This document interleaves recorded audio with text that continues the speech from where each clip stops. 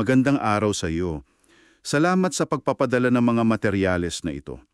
Alam mo, pagkatapos kong basahin, grabe, masasabi kong hindi lang ito isang malalim na paksa. Para kang tumitingin sa isang blueprint ng buong sangkatauhan mula simula hanggang wakas. Oo, napaka-comprehensive. Pinag-uusapan natin dito ang tungkol sa kasalanan, pagpapatawad, at saka yung ideya ni Jesus bilang ang huling Adan. At paano raw ang isang kaganapan lang sa kasaysayan ay nagbago ng lahat, pati na yung konsepto natin ng free will at bali ang kapalaran ng buong mundo. Tama ka dyan.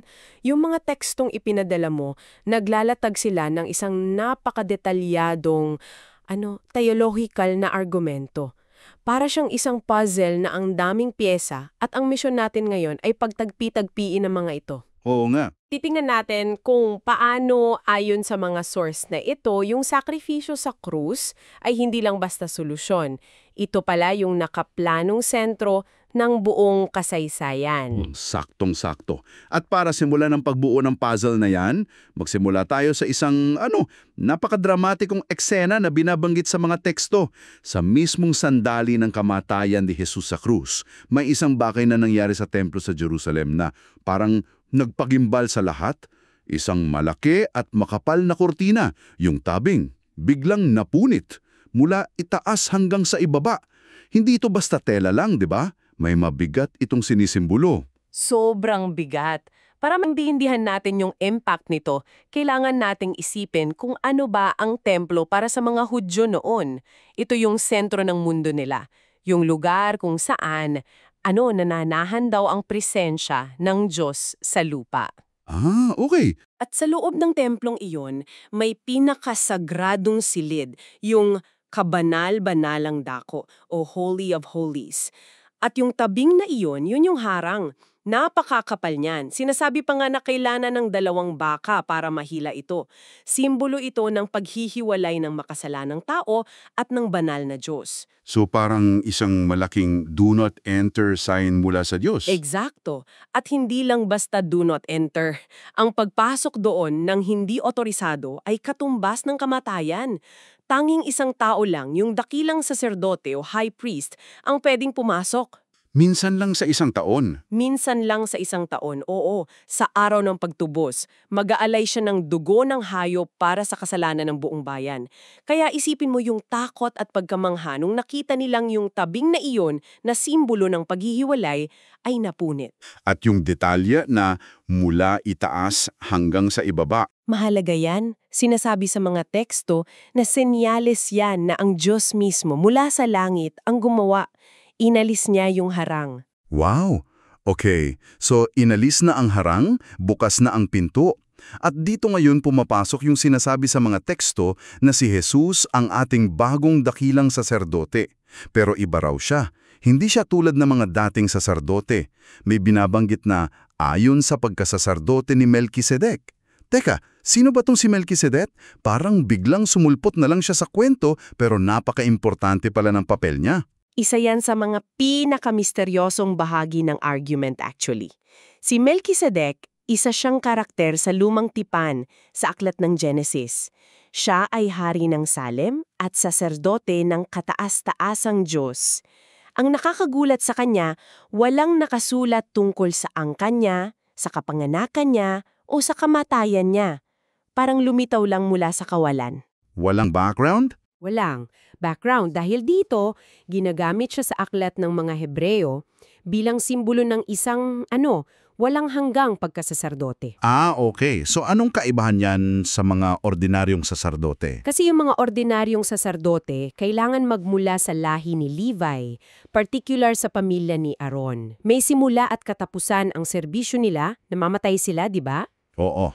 At yung mga alay nila, dugo ng mga kambing at baka, kailangan gawin ng paulit-ulit, taon-taon, kasi hindi nito kayang permanenteng burahin ang kasalanan. Si Jesus, bilang dakilang saserdote ayon sa uri ni Melkisedek, ay walang hanggan. At ang alay niya, Ang sarili niya. ang sarili niyang dugo. At ayon sa mga teksto, ginawa niya ito minsanan para sa lahat. Isang perpektong sakripisyo. Hindi na kailangang ulitin.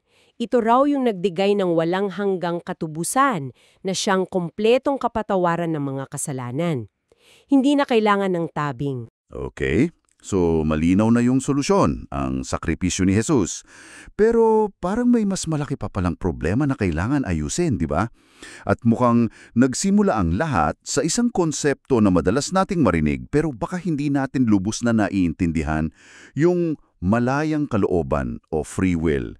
Dito medyo nagiging mind-bending yung paliwanag sa mga sources mo.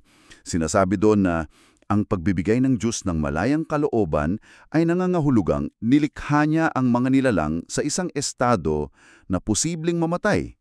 Medyo mabigat yun, no? Talagang mabigat. Ang lohika sa likod niyan, ayon sa mga materyales, ay ganito. Ang tunay na malayang kalooban dapat may kasamang tunay na pagpili. At para maging tunay ang pagpili, dapat mayroong higit sa isang opsyon. Makes sense. Kung ang tanging opsyon ay mahalin at sundin ng Diyos, hindi iyon malayang kalooban. Iyon ay programming. Kaya, kailangan may posibilidad na hindi siya sundin.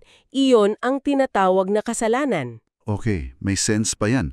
Pero paano ito konekta sa kamatayan? Ang argumento kasi, kung may kahit katiting na posibilidad na magkasala, kahit 0.001% chance lang, sa loob ng walang hanggang panahon, tiyak na mangyayari ito. Statistical certainty. It's a statistical certainty, oo, at ang kasalanan sa esensya ay paghiwalay mula sa Diyos. At dahil ang Diyos ang bukal ng lahat ng buhay, ang paghiwalay sa Kanya ay, sa huli, kamatayan. Kaya, ang isang nilalang na may malayang kalooban na hindi pa perpekto ay, tiyak na hahantong sa kasalanan at kamatayan. Teka. Kung ganon, parang sinadya ng Diyos na tayo'y mabigo. Parang set up for failure. Nilikha tayong may factory defect para lang may rason siyang pumasok at ayusin tayo? Hindi ba parang ang sama pakinggan nun? Iyan ang pinaka-critical na tanong na tinutugunan ng mga teksto. At ang sagot nila ay isang malaking hindi. Sinasabi doon na ang krus ay hindi plan B. Hindi ito reaksyon sa pagkakamali ni Adan. Ito raw ay Plan A, na nakalatag na bago pa man likhain ang sanlibutan. Ang layunin daw ay hindi para mabigo tayo, kundi para perpektuhin ang ating malayang kalooban. Paano ang isang sakripisyo ay magpeperpekto sa kakayahan nating pumili? Ang paliwanag ay, ang kalooban natin ay nagiging perfecto kapag malaya na itong pumili ng tama ng walang pag-aalinlangan. Pero paano mo mararating yon? Sinasabi sa mga teksto na kailangan mo munang makita at maintindihan ang sukdulan ng pag-ibig at katarungan ng Diyos. At ang krus daw ang Ang krus ang pinakatanhalan nun, mo, sa pag-unawa sa lalim ng sakripisyong iyon na ang manlilikha mismo ay handang mamatay para sa kanyang nilikha. Ang kalooban daw ng isang nilalang ay mapupuspos ng pag-ibig at pasasalawat. At sa estadong iyon, ang pagpili ng mahalin ng Diyos ay hindi na isang 50-50 na desisyon. Ito na ang mag-iisang lohikal at kanais-nais na pagpili. Nawawala na ang mismong pagnanais na magkasala. So ang tunay na kalayaan ayon sa mga source na ito ay hindi pala yung kakayahang pumili ng kahit ano. Ang pinakasukdulan pala ng kalayaan ay yung mawalan ka na ng choice na gumawa ng masama dahil sobrang linaw na sa'yo kung ano ang tama at mabuti. That's a huge shift in perspective. Ang kalayaang ibinigay sa simula ay hindi para tayo ang magsimulang umibig, kundi para malaya nating tanggapin ang pag-ibig na magbibigay sa atin ng kakayahang umibig ng perpekto. Eksakto! At konekta natin yan sa kwento ni Adan. Dito nagiging mas malinaw ang lahat. Si Adan ang unang Adan at mahalagang linawin ayon sa mga source isang crucial na detalye.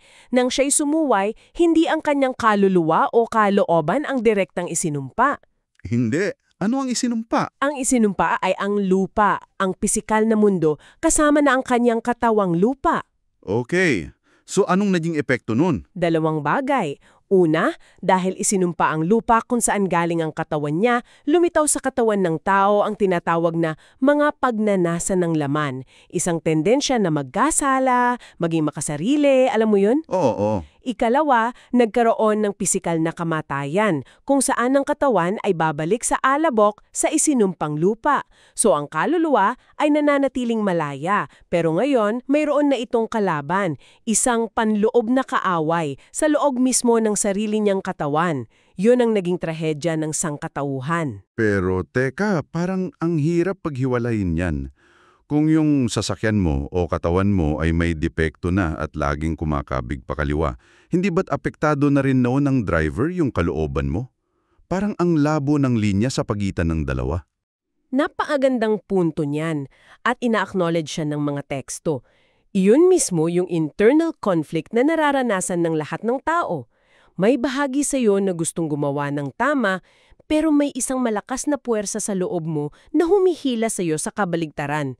Ang malayang kalooban mo ay nasa gitna ng labanang iyan, araw-araw. Hindi siya nawala, pero Hindi nawala, pero sobrang hirap gamitin ng tama dahil sa kalaban na nakatira sa loob mismo ng bahay mo. at dito na nagiging malinaw ang paghahambing sa unang Adan at sa huling Adan na si Jesus. Dahil sa pagsuway ng unang Adan, hindi lang siya ang nagdusa. Nawala rin sa kanya bilang kinatawan ng sangkatauhan ang karapatang mamahala sa mundo.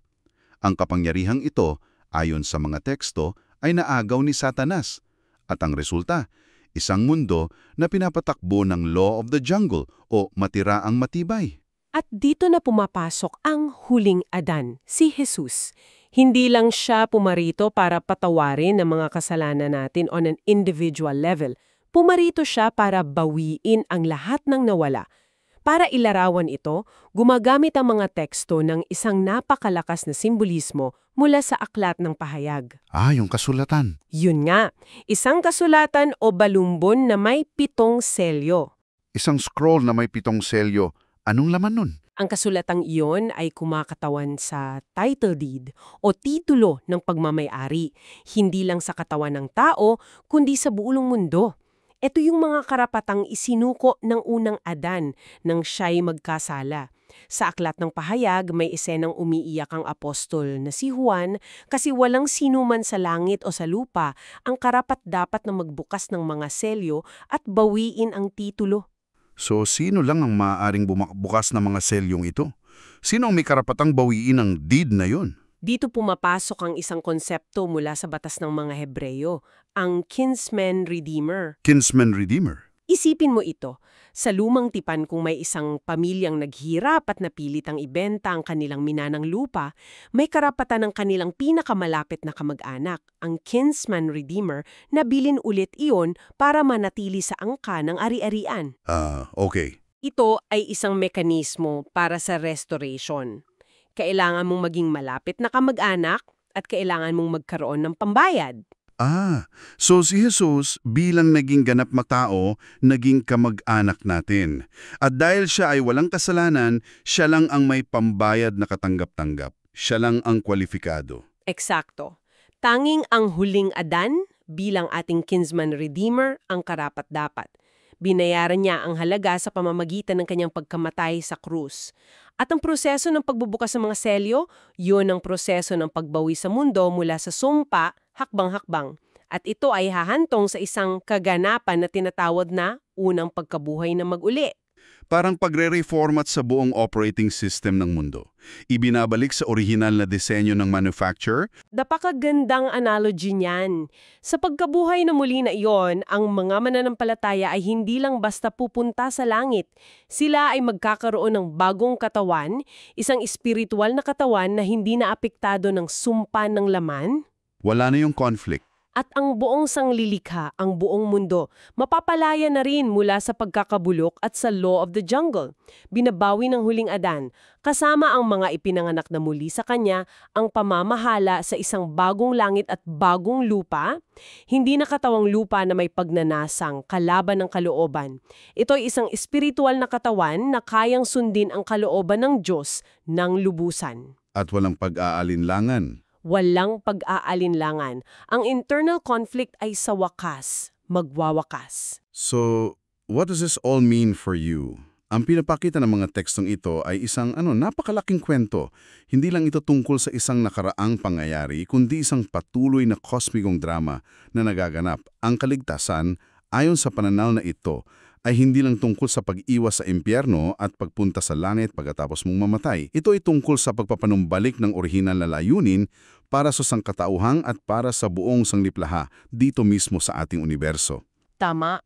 Ikinokonekta nito ang personal mong kaligtasan sa isang malawakang cosmic na pagpapanumbalik.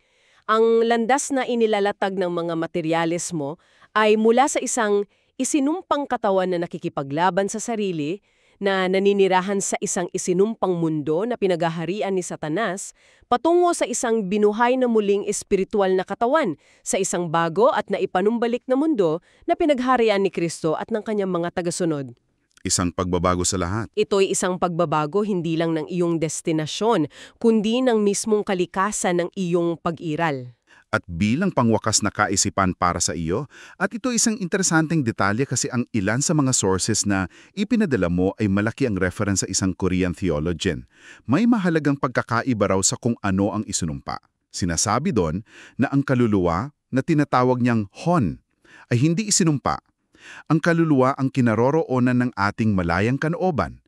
Ang direktang tinamaan ng sumpa ay ang katawan o yukche. So isipin mo to. Kung ang iyong kalooban, ang tunay na ikaw, ay malaya at gustong pumunta sa tamang direksyon, pero ang iyong sasakyan o katawan ay depektibo at laging kumakabig pakaliwa dahil sa sumpa, paano nito binabago ang pagtingin mo sa iyong mga araw-araw na pagsubok at pagpili?